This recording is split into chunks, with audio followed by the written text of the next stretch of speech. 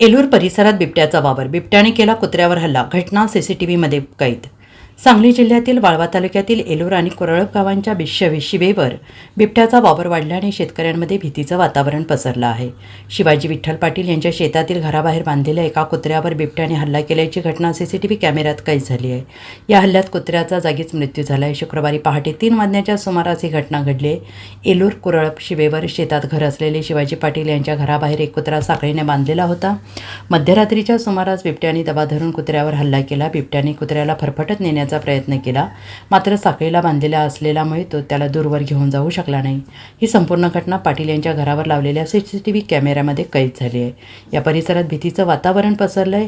हा video social मीडियावर viral झाल्याने एलूर आणि कुरळप परिसरातील शेतकऱ्यांमध्ये मोठी दहशत निर्माण झाली आहे. यापूर्वी याच भागात बिबट्याने अनेकदा शेळ्या आणि इतर लहान जनावरांवर हल्ला केल्याच्या घटना घडल्या आहेत. त्यामुळे शेतीत काम करणाऱ्या आणि रात्रीच्या वेळी शेतात राहणाऱ्या कुटुंबाची चिंता वाढली आहे. स्थानिक नागरिकांनी शेतकऱ्यांनी वनविभागाकडे बिबट्याचा तात्काळ बंदोबस्त करण्याची मागणी केली आहे, जेणेकरून भविष्यात अशा घटना टाळता येतील आणि जनावरांचे तसेच मनुष्यहानीचे नुकसान होणार नाही. Bureau report, SBN Marathi, Sangli.